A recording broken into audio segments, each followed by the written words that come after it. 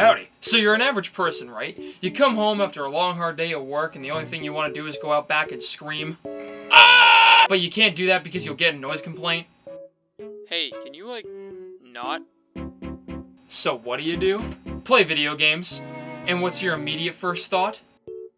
Kinda want to do a speedrun of Wii Sports.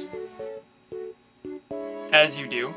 Everyone who plays video games has seen or attempted a speedrun at some point. Games like Super Metroid, Quake, Mega Man, any 3D Mario have had speedruns done on them for years now, whether it's just for fun or for charity.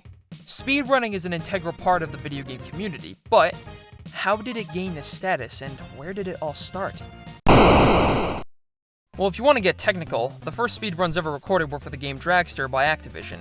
The developers gave players the difficult task of trying to get a time under 6 seconds, but it's been proven that you can't get a time underneath 5.57 seconds. There was also the NWC, where players were tasked with playing through Super Mario Bros., Rad Racer, and Tetris. But since doing so well in Tetris could easily dwarf the scores in Super Mario Bros. And Rad Racer, players would try to complete the first two games as quickly as possible so they could get to Tetris. But you wanna know where speedrunning started to hit the mainstream? Where it all truly began?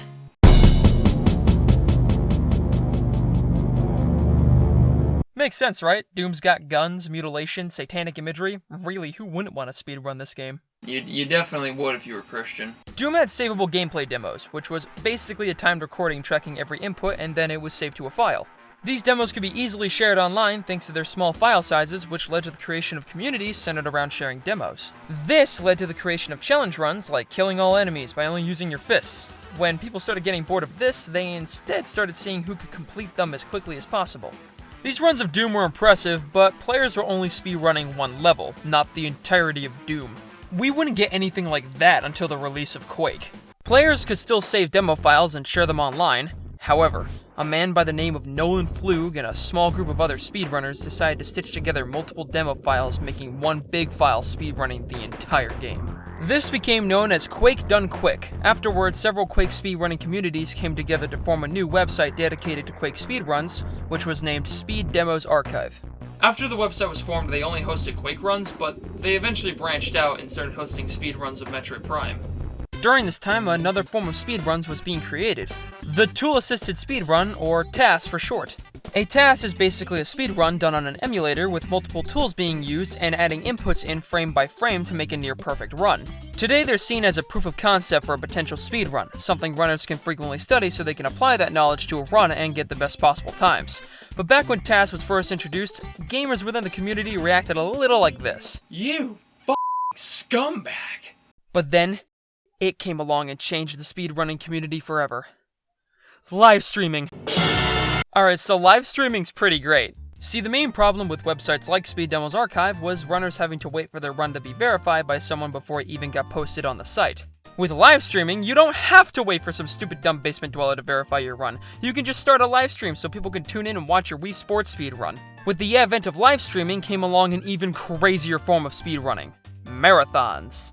Simply put, runners marathon a bunch of games as quickly as possible. The first of this type of speedrun was done by a group called the Speed Gamers, who marathoned every mainline Zelda game in 3 days to raise money for the St. Jude's Children's Hospital, and then there's also Awesome Games Done Quick, which has gone on yearly since 2010. Finally, there's my personal favorite form of speedrunning: speedrun races. These are so cool. Watching runners just try to get a good time is fun and all, but there's something about this added tension that makes a speedrun race so much more exhilarating for me personally. Especially the Super Metroid ones. Super Metroid is already one of my favorite games, and seeing people tear their way through the whole thing in under an hour is awesome. And then there's the speedruns of ROM hacks, which is even cooler since the runners are technically playing a game they're familiar with, but with an entirely different layout. Speedrunning has come a long way. It went from being something people just did for fun to a massive business raking in millions of dollars from either live streams or huge events like MagFest. And speedrunners themselves are insane! These guys can pick up a game they've never played before and still rip through it in record time. And that's really impressive concerning that they're at their best when they're playing a game that they're most familiar with compared to a game they've never touched before. Like, just look at Doom Eternal records right now. The current world record is 39 minutes and 50 seconds. The game just came out!